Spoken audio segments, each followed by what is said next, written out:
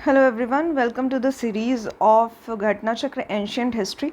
और हम लोग पढ़ेंगे आज चैप्टर नंबर 3 वैदिक एज। तो वैदिक का अर्थ होता है वेद, वेद का अर्थ होता है नॉलेज। ठीक है, संस्कृत का टर्म है वेद, इसका अर्थ होता है नॉलेज। ये सिविलाइजेशन जो हुई थी ये डेवलप हुई थी इंडस वैली सिविलाइजेशन के बाद में। ठीक है, इसी को वैदिक सिविलाइजेशन कहा जाता है और इसी को आर्यन सिविलाइजेशन भी कहा जाता है। ठीक है, तो आर्यन ही जो वैदिक काल के जो लोग थे उनको आर्यन नाम से संबोधित किया जाता था। आर्यन का अर्थ होता है ग्रेट या फिर हाई बॉर्न। तो मतलब कि जो बड़े कुल में जन्म लेते हैं उनको कहा जाता है आर्य। ठीक है, संस्कृत में इसका मतलब है अ नोबल मैन। ठीक है, एक नोबल मैन की तरह इनको देखा जाता था। The history of Aryan is mainly known from Veda. तो वेद के साथ ही हम लोग पढ़ सकते हैं हिस्ट्री ऑफ आर्यंस के बारे में। जो आर्यंस हैं यही ऑथर हैं वेद के, इन्होंने ही लिखा है वेदों के बारे में। और there is a difference in opinion on places of origin of Aryan. तो अगर आर्यन के ओरिजिन कहाँ से स्टार्ट हुआ है, कहाँ से ये लोग आए हैं, इंडिया के ही रहने वाले थे कि इंडिया में कहीं से माइग्रेट करके आए थे, इसके बारे में कई थ्योरीज़ हैं। कई लोगों ने अलग अलग थ्योरीज़ दी है। जैसे कि इम्पॉर्टेंट है, ये पूछा जाता है कि होमलैंड ऑफ आर्य के बारे में किसकी क्या राय थी। सब ने अपनी अलग अलग बातें कही है। जैसे कश्मीर और हिमालयन रीजन से ये लोग आए हैं ऐसा कहा गया था, एल.डी. काला ने कहा था ऐसा। गंगानाथ झा ने कहा था कि ये ब्रह्मर्षि देश से आए हैं। सप्त सिंधु स्टेट से आए हैं ऐसा कहना था अविनाश चंद्र दास का। देविका स्टेट से आए हैं ऐसा कहना था त्रिदेवी का। साउथ रशिया से आए हैं ऐसा कहना था गॉर्डन चिल्ड का। और सेंट्रल एशिया से आए हैं ऐसा मैक्स मूलर का कहना इम्पॉर्टेंट है। सेंट्रल एशिया से आए हैं ऐसा मैक्स मूलर का कहना था। बाल गंगाधर तिलक ने भी इनके बारे में कहा था कि ये नॉर्थ पोल से आए हैं। इम्पॉर्टेंट है, ये भी नॉर्थ पोल से आए हैं। सप्त सिंधु स्टेट से आए हैं, ये भी इम्पॉर्टेंट है। ठीक है, दयानंद सरस्वती का कहना था कि ये लोग तिब्बत से आए हैं। और गाइल्स कोई थे स्कॉलर, इनका कहना था ये हंगरी से आए हैं। हार्ट एंड पेंका का कहना था कि ये लोग जर्मनी से आए हैं। तो अलग अलग लोगों ने अपनी अपनी राय दी कि आर्यंस का जो मेन होमलैंड है, कहाँ से ये इंडिया में प्रवेश करते हैं, तो उसके अलग अलग सिद्धांत दिए गए हैं। वैदिक एज को 2 पार्ट्स में डिवाइड किया गया है। ठीक है, एक तो ऋग वैदिक काल जिसको हम लोग प्री वैदिक एज का कहते हैं, तो ये 1500 से 1000 BC तक है। ठीक है, तो एक टाइमलाइन है 1500 से 1000 और 1000 से 600। ठीक है, तो 1500 से 1000 के बीच में जो कहा जाता है ये ऋग वैदिक काल आता है। ठीक है, या फिर प्री वैदिक एज कहा जाता है। तो वैदिक एज का स्टार्टिंग था, प्री वैदिक काल था ये। उसके बाद आता है लेटर वैदिक काल, लेटर वैदिक काल कहा जाता है। ठीक है, each of the Veda is divided into 4 part. ठीक है, तो जो वेद हैं उनको 4 पार्ट्स में डिवाइड किया गया है।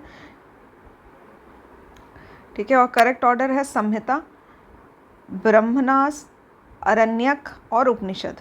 ठीक है, संहिता और ब्रह्मनास जो है, संहिता और ब्राह्मण अगर हिंदी में कहा जाए तो संहिता और ब्राह्मण जो हैं ये इसमें कर्म कांड का सेगमेंट आता है। ठीक है, तो कर्म कांड से रिलेटेड चीज़ें जो है वो दी हुई है। और दूसरा अरण्यक और उपनिषद जो है इसमें ज्ञान कांड है, ज्ञान कांड ऑफ वेद। ठीक है, तो एक कर्म कांड है और एक ज्ञान कांड है, इम्पॉर्टेंट है। ठीक है, तो अरण्यक और उपनिषद में ज्ञान कांड है और संहिता और ब्राह्मण में कर्म कांड है। ठीक है, तो एसबी कर्म कांड से रिलेटेड है, एयू ज्ञान कांड से रिलेटेड है, याद कर सकते हैं आप इस तरह से। They explicitly focus on philosophy and spirituality. सब कि ये फिलॉसफी जो फिलॉसफी है और स्पिरिचुअलिटी है उस पर फोकस करता है। History of Rig Vedic age is known from Rigveda. तो ऋग्वेद, वेद भी 4 प्रकार के हैं, ऋग्वेद, यजुर्वेद, सामवेद और अथर्ववेद। तो ऋग्वेद से हमें पता चलता है history of Rig Vedic as, और ये सबसे ओल्डेस्ट नोन किताब है। ठीक है, इसके ऑथर और पीरियड ऑफ कॉम्पोजिशन को लेके हमेशा एक डिस्प्यूट बना रहता है, बट ये पता होना चाहिए आपको ओल्डेस्ट नोन किताब है इससे पहले, क्योंकि ये सब क्या है, हमने इससे पहले पढ़ा था कि हिस्टोरिकल पीरियड के हैं, ये सब हिस्टोरिकल पीरियड को बिलोंग करते हैं, वैदिक एज। तो यानी कि यहाँ पे एविडेंसेस मिले हैं, किताबें मिली हैं, कुछ आर्टिकल्स मिले हैं और उनकी भाषा को पढ़ा भी गया है। इससे पहले जब थे तो वो प्री हिस्टोरिक पीरियड था और प्रोटो हिस्टोरिक पीरियड था। ठीक है, तो प्री हिस्टोरिक पीरियड में तो कुछ भी कहीं लिखा हुआ मिला ही नहीं है, और प्रोटो में जो लिखे हुए मिले भी हैं उनको हम समझ नहीं पा रहे हैं, डेसिफर नहीं कर पा रहे हैं कि क्या लिखा हुआ है। बट हिस्टोरिक पीरियड ऐसा काल था जहाँ पे हमें साक्ष्य भी मिले, लिखे हुए साक्ष्य, और हम इसको पढ़ भी सके, तो ऐसा ही पीरियड है ऋग्वैदिक काल। ठीक है, आयरन का कोई भी मेंशन नहीं है, मतलब लोहे की खोज जो है वो अभी भी ऋग्वैदिक काल में नहीं हुई थी, बट लेटर वैदिक काल में हो गई थी।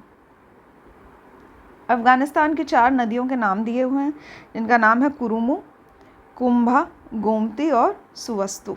इम्पॉर्टेंट है, ये ऋग्वैदिक काल में इसका उदाहरण मिलता है, इसके बारे में विवरण मिलता है। It also mention 7 reverse of सप्त सिंधु। सप्त सिंधु की भी यहाँ पे बात कही जाती है, जैसे जिसमें आता है सरस्वती, विपासा, पुरुषनी, वितस्ता, सिंधु, शुतुद्री और अस्किनी। अभी ये सब नाम आपको यहाँ समझ नहीं आ रहे होंगे, क्योंकि ये सब ओल्डर जो ऋग्वैदिक काल के नाम हैं वो सब लिखे हुए हैं। ठीक है, तो यहाँ पे ये जो 7 रिवर्स हैं ये वही वाली हैं जिसमें झेलम, चिनाब, सिंधु और बाकी जो रिवर्स के नाम आते हैं वही सब है। ये हम लोग लेटर ऑन इसको कवर करेंगे कि क्या कौन से नाम से पुकारे जाते थे, किस नदी को किस नाम से पुकारा जाता था उस वक्त पर। रिवर यमुना और गंगा का भी मेंशन हुआ है ऋग्वेद में। यमुना का 3 बार हुआ है और गंगा का 1 ही बार हुआ है। द रिवर ऑफ कश्मीरी, मरुदवृद्ध, इसका भी मेंशन किया गया है। River Indus is mention for the most number of times, while river Saraswati was the most sacred river. ठीक है, तो सरस्वती नदी को सबसे पवित्र नदी माना जाता है। सबसे ज़्यादा सिंधु नदी के बारे में जिक्र किया गया है यहाँ पे। तो सरस्वती रिवर को सबसे पवित्र नदी माना जाता है और इसे माते तमा नाम से, माते तमा मतलब कि बेस्ट ऑफ ऑल गॉडेस के नाम से जाना जाता है। ठीक है, या देवी तमा या ननिद तमा, नदी तमा, नदी तमा। ठीक है, तो इम्पॉर्टेंट है ये सभी। Indus is also called Hiranyani for its importance and the place where it falls is called the पेरावत और अरेबियन सी। ठीक है, तो यहाँ पे सिंधु नदी के बारे में भी बात कही गई है। इसको हिरण्यनी नाम से संबोधित किया गया है और कहा गया है कि अरेबियन सी का ही एक पार्ट है। ठीक है, इसको पेरावत के नाम से भी जाना जाता है। Ganga, Yamuna, Doab and its adjoining area were called as Brahmarshi Desh bye Aryan. ठीक है, तो आर्यन जो है गंगा यमुना के दोआब वाला जो रीजन है, यानी कि जो करेंटली ये जो यूपी और दिल्ली वाला रीजन है, तो गंगा यमुना दोआब वाला जो रीजन है इसको ब्रह्मर्षि देश बाय आर्यंस कहा जाता था। They gave the name Madhya Desh to the area between Himalayas और विंध्याचल माउंटेन्स के बीच के एरिया को मध्य देश कहा करते थे। लेटर आर्यंस ने अपने आप को एक्सपैंड कर दिया था नॉर्थ इंडिया में, और इस पूरे एरिया को उस वक्त आर्यवर्त कहा जाता था। ठीक है, पूरे एरिया को आर्यवर्त कहा जाता था।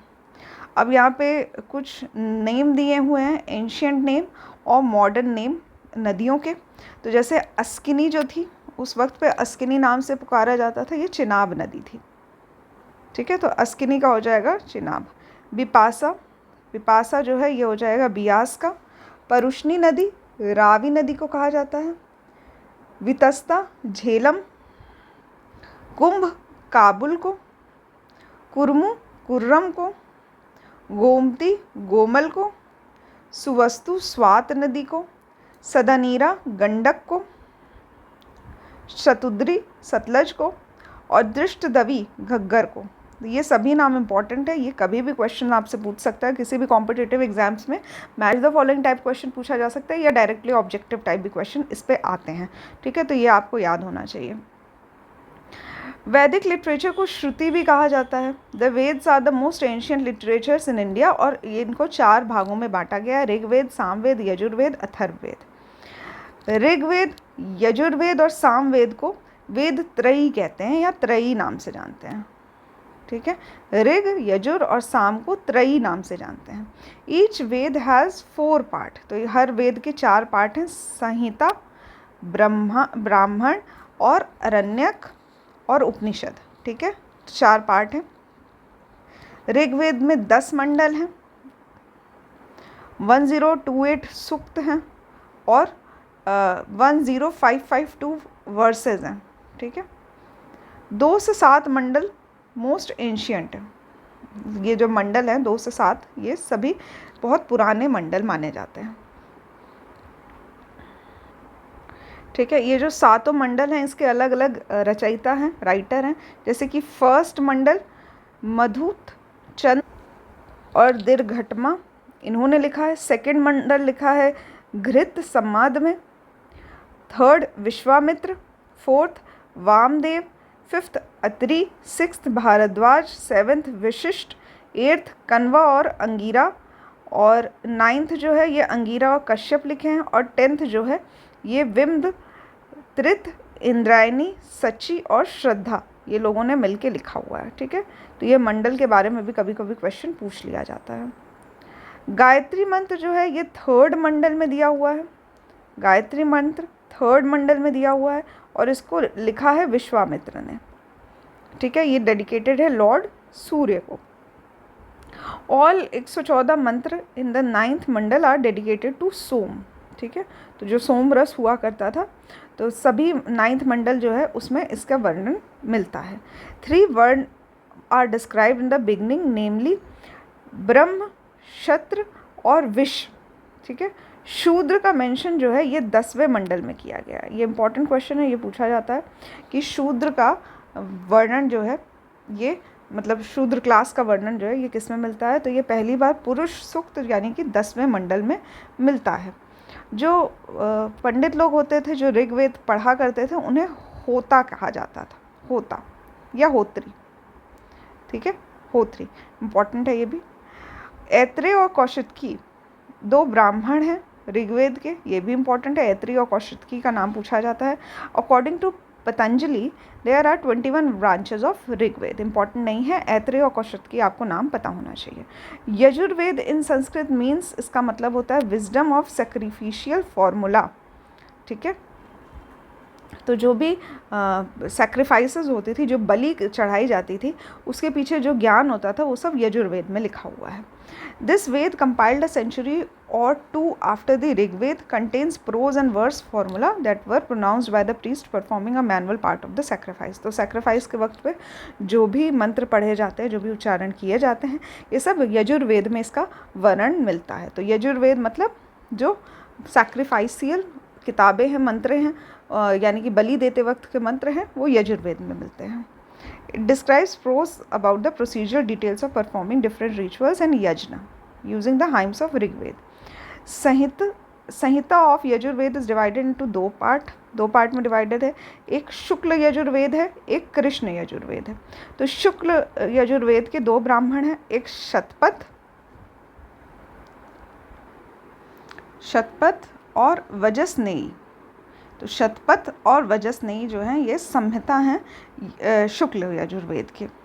ठीक है, और शुक्ल यजुर्वेद जो है ये पोएटिक फॉर्म में है, पोयम के फॉर्म में है। और जो कृष्ण यजुर्वेद है ये पोएटिक भी है और प्रोज भी है, कहानियाँ भी दी हुई है इसमें। शतपथ ब्राह्मण के बारे में कुछ डिटेल दिया हुआ है कि ये वैदिक रिचुअल्स को डिस्क्राइब करता है एक्सेट्रास। ठीक है, इंपॉर्टेंट नहीं है, बट ये नाम इंपॉर्टेंट है कि शुक्ल यजुर्वेद का जो ब्राह्मण है उसका नाम है शतपथ और एक का नाम है वजसनेयी। ठीक है, पुरुष मेध जो है इसके बारे में वर्णन मिलता है शतपथ ब्राह्मण में। शतपथ ब्राह्मण में एक किंग की कहानी, एक राजा की कहानी बताई गई है जिसका नाम है विदेगा माधव, जो कि राजा थे विदेह के, और इनके साथ एक ऋषि प्रीस्ट हुआ करते थे जिनका नाम था ऋषि गौतम राहुगन, इम्पॉर्टेंट है। ठीक है, ठीक है, यहाँ पे कुछ इंपॉर्टेंट डिटेल्स दी गई है जो कि कुछ डिटेलिंग्स दी गई है जो कि इम्पॉर्टेंट नहीं है। ठीक है, नेक्स्ट है सामवेद। सामवेद जो है वो सभी चारों वेदों में सबसे छोटा है और ये क्लोजली कनेक्टेड है ऋग्वेद से। It has many verses from Rigveda, जो डायरेक्ट ऋग्वेद से उठाए गए हैं, ऐसी ही कुछ बातें सामवेद में मिलती हैं। ठीक है, ये जो डिफरेंट सेरेमनीज़ होती हैं, रिचुअल्स होते हैं, उसमें जो मंत्र बोले जाते हैं वही सारे इसमें लिखे हुए हैं। ठीक है, अथर्ववेद जो पंडित लोग पढ़ते हैं उनको ब्रह्म कहा जाता है। पहला रेफरेंस जो है अंग का, अंग और मगध जो हैं वो जनपद हुआ करते थे उस वक्त के, तो अथर्ववेद में अंग और मगध के जो वर्णन हैं वो प्राप्त होते हैं। ठीक है, और गांधारी और मुजवत्स ऐसी जगहों के भी नाम जो हैं ऐसा लिखा हुआ है। ठीक है, आयुर्वेद का वर्णन भी हमें मिलता है, प्राप्त होता है अथर्ववेद से। आयुर्वेद जो है ये उप अंग है अथर्ववेद का, और इसको उप अंग ऑफ अथर्ववेद डायरेक्टली इस नाम से भी जाना जाता है। ठीक है, आयुर्वेद के बारे में सबको पता होगा कि आयुर्वेद में बेसिकली कुछ कॉमन डिजीज़ेस, इनके प्रिवेंशन, क्या करना चाहिए, किस तरह के काम करने चाहिए, आयुर्वेद से संबंधित सभी चीज़ें दी हुई है। अथर्ववेद में और भी चीज़ें दी हुई है, जैसे कि लॉयल्टी, मैरिज, लव, पोइट्री, इस तरह की चीज़ें भी मिलती है। गोपथ जो है ये ब्राह्मण है अथर्ववेद का, तो इम्पॉर्टेंट है हो जाएगा कि अथर्ववेद का ब्राह्मण क्या है, तो गोपथ है। ठीक है, उपनिषद लिटरेचर जो है, उपनिषद, अब नेक्स्ट हम लोग पढ़ेंगे उपनिषद के बारे में, तो ये नॉट रिलीजियस स्क्रप्चर है, ये बस एक फ़िलॉसफी है। ठीक है, तो उपनिषद जो है वो रिलीजियस नहीं है, धर्म से रिलेटेड नहीं है, फ़िलॉसफी है। ठीक है, अब यहाँ पे एक शब्द आता है मोक्ष। मोक्ष जो है वो कहीं पे भी वेद में इसका वर्णन नहीं मिलता है, उपनिषद में इसका वर्णन मिलता है। मोक्ष का अर्थ होता है लिबरेट। ठीक है, मुक्ति प्राप्त करना। तो अब according to the Upanishad, the core of our self is not the body और the mind but the soul. ठीक है, तो ऐसा इसमें कहा गया है कि हमारी बॉडी या हमारा माइंड जो है वो कोर नहीं है, हमारी बॉडी का जो कोर है वो है हमारी आत्मा। Kathopanishad is the story of the conversation between Yama, जो कि यमराज होते हैं, और नचिकेता। ठीक है, एक 12 ईयर ओल्ड बॉय है, इनके बारे में कहानी लिखी हुई है, इसको कथा उपनिषद या कठोपनिषद के नाम से जाना जाता है। सत्यमेव जयते, ये संस्कृत का वर्ड है, इंपॉर्टेंट क्वेश्चन है, अक्सर एग्जामिनेशन में पूछा जाता है। सत्यमेव जयते जो है ये एक संस्कृत वर्ड है जो कि मुंडक उपनिषद से लिया गया है, मुंडक उपनिषद से। ठीक है, तो सत्य की हमेशा जीत होती है, ऐसा इसका कहना है। ये नेशनल मोटो भी है हमारे इंडिया का, और हमेशा नेशनल एम्ब्लम के साथ लिखा रहता है। ये अडॉप्ट किया गया था 26 जनवरी 1950 में। ठीक है, एक और फेज़ है, अक्सर आपने देखा होगा, तमसो माँ ज्योतिर्गमया, तमसो माँ ज्योतिर्गमया, ऐसा फेज़ जो है ये बृहदारण्यक उपनिषद में पाया जाता है। इसका मतलब ये है कि lead us from darkness to the light. ठीक है, तो हमें अंधकार से रोशनी की तरफ ले चलिए और ज्ञान की तरफ ले चलिए, इस तरह की बातें जो हैं ये भी लिखी गई है उपनिषद में। पुराण जो है ये सेक्रेड लिटरेचर है हिंदुज़म के। मेनली 18 पुराण हैं टोटल, जैसे कि मत्स्य पुराण, मार्कंडे पुराण, भागवत पुराण, भविष्य पुराण, ब्राह्मण पुराण, ब्रह्म वैवर्त पुराण, ब्रह्म पुराण, वामन पुराण, वराह पुराण, विष्णु पुराण, वायु पुराण, अग्नि पुराण, नारद पुराण, पद्म पुराण, लिंग पुराण, गरुड़ पुराण, स्कंद पुराण और कुर्म पुराण। ठीक है, out of these 18 Purana, Shrimad Bhagavat is considered as the crown jewel of all Vedic literature. तो श्रीमद् भागवत कथा जो होती है, इसको ये भी एक पुराणों में आती है। ठीक है, जिसको हम लोग शॉर्ट में गीता कहते हैं। यहाँ पे 400 वर्सेज हैं in this Hindu scripture and this is a part of the epic Mahabharata. तो महाभारत में टोटल 8800 श्लोक हैं, और इसका ओरिजिनल नाम जो है वो जय संहिता है। तो अगर कभी जय संहिता आपसे पूछा जाए तो कंफ्यूज मत होइएगा, महाभारत का ही दूसरा नाम जय संहिता है। ठीक है, और ये ओरिजिनली लिखा गया है वेद व्यास के द्वारा। पुराण के 5 कैरेक्टरिस्टिक होते हैं: सर्ग, प्रतिसर्ग, वंश, मनवंतर और वंशानुचरित्र। Among these sarga and pratisarga are the natural creation and renovation. Vansh means history of sage and god, और manvantara is meant for the period of different Manus, and vanshanucharita means genealogy of the king. ठीक है, तो इस तरह की बातें जो है ये लिखी हुई है, नथिंग इम्पॉर्टेंट। अगर क्वेश्चन आता है तो वो हम लोग देखेंगे। Panchajana suggested 5 specific tribes whose eponymous ancestors were the founders of the clan। ठीक है, तो कुछ क्लैन के बारे में भी हमें स्पेसिफिक ट्राइब्स के बारे में पता चलता है, जैसे कि Yadu, Turvasha, Druhyu, Anu and Puru. There is an ancient story mentioned in the Rigveda. तो एक 10 राजाओं की एक लड़ाई हुई थी, ऐसा मेंशन किया जाता है ऋग्वेद में। रामायण से बहुत पहले हुआ था। ठीक है, तो यहाँ पे एक सुदा नाम के राजा थे जिनकी जीत हुई थी इन सभी राजाओं पे। ना यहाँ पे ऋग्वेद जो है उसमें कुछ ऐसे भी हाइम्स हैं जो कि वुमेन द्वारा कंपोज की गई हैं। ठीक है, जिन्हें ब्रह्मवदनी कहा जाता है। कुछ इनमें से हैं जैसे कि लोप मुद्रा। लोप मुद्रा जो थी ये वाइफ थी अगस्त ऋषि की। ठीक है, विश्ववारा, सिक्ता, निवावारी और घोष। फैमिली और kul was the smallest unit of Rigvedic society. तो एक फैमिली हुआ करती थी। Griha word is used for family. Rigvedic society जो थी, इंपॉर्टेंट क्वेश्चन हो जाएगा, ऋग्वैदिक सोसाइटी जो थी वो पेट्रियार्कल थी। ठीक है, पितृसत्तात्मक सोसाइटी हुआ करती थी, और ऐसा वरुण सूक्त में हमें पता चलता है।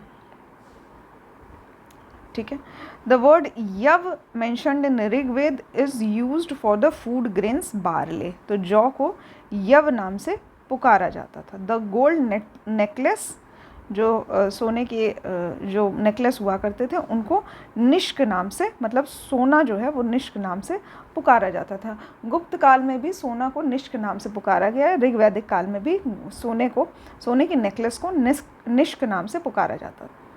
अब यहाँ पे कुछ टर्म्स दिए हुए हैं ऋग्वैदिक काल के और उनका मतलब।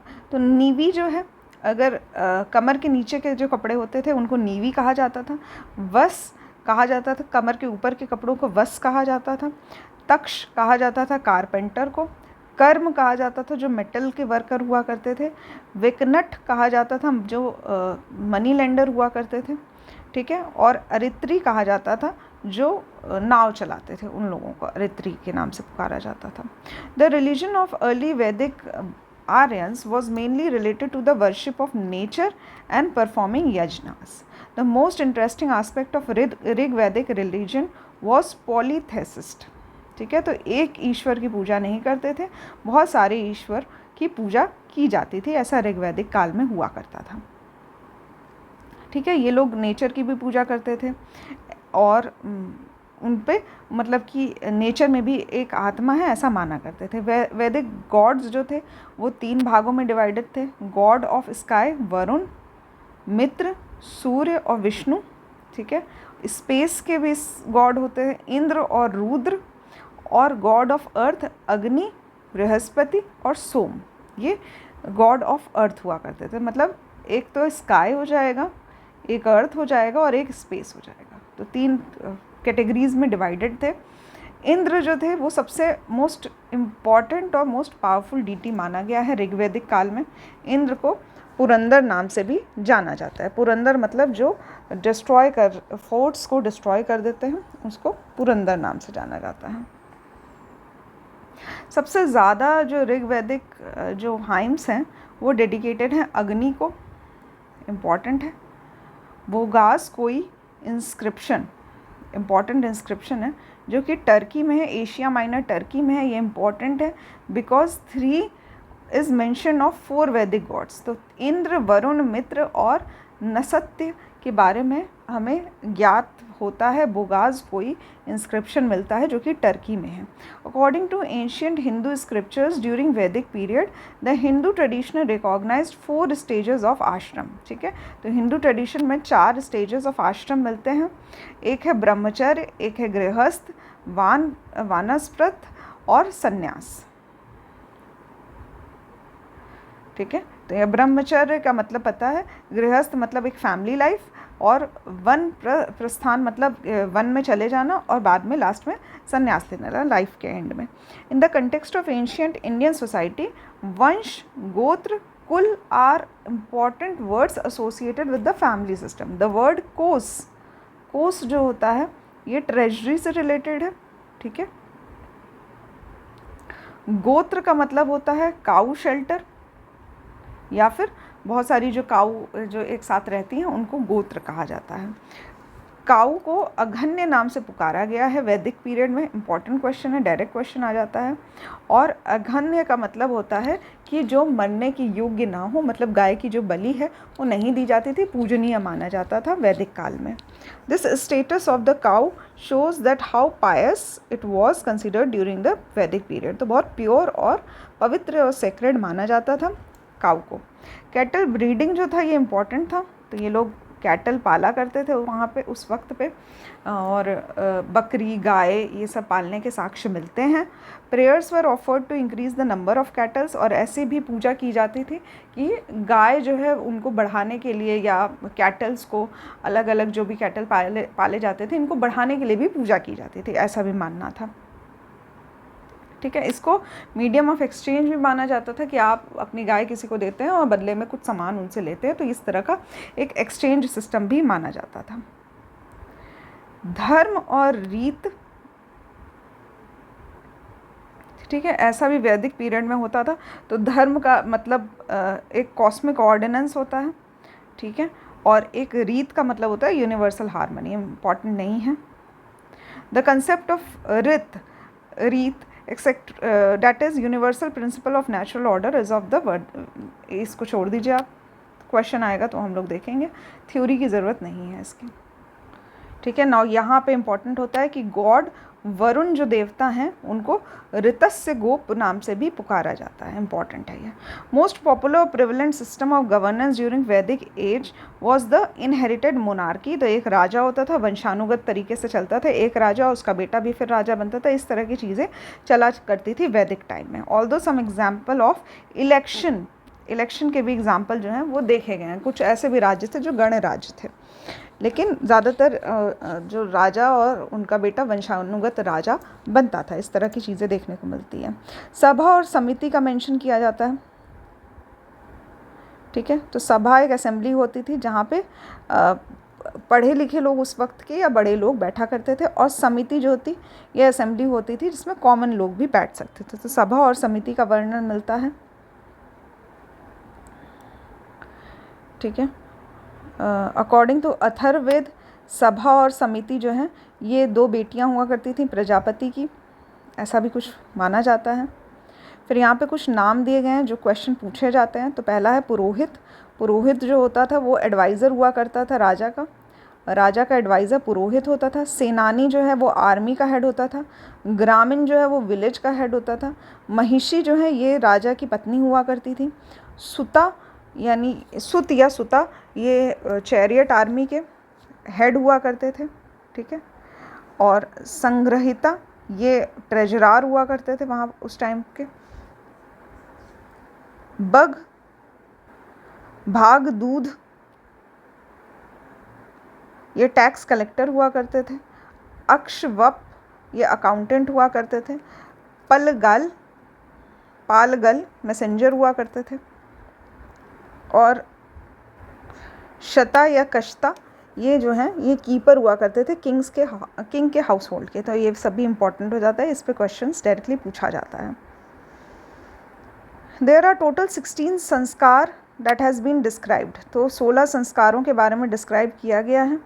3 of these are perform before birth, ठीक है। तो 12 before life and 1 after death, ठीक है। तो 3 परफॉर्म किया जाता है बर्थ से पहले, और 12 संस्कार जो हैं वो लाइफ के टाइम में ही परफॉर्म किए जाते हैं, और 1 मरने के बाद किया जाता है। इट सीम्स दैट उपनयन संस्कार इज़ द मोस्ट इम्पॉर्टेंट। तो उपनयन संस्कार जो है वो सबसे इम्पॉर्टेंट है सभी संस्कारों में से, and commonly perform beside the wedding ceremony, ठीक है। अब ये 16 संस्कारों में से कुछ इम्पॉर्टेंट आते हैं, जैसे कि गर्भधारण, पुंसवन, सिमन, तोनियन, जात कर्म, नामकरण, निष्करण और अन्य प्राशन, मुंडन, कर्णवेद, उपनयन, वेदरंभा, केशंत, सामवर्त, विवाह और अंत्येष्टि। ये अलग अलग तरह के संस्कार जो हैं ये दिए गए हैं और इनको आज भी जो फॉलो किया जाता है, आज भी ट्रेडिशन में फॉलो किया जाता है। तो ये सभी 16 संस्कार होते हैं।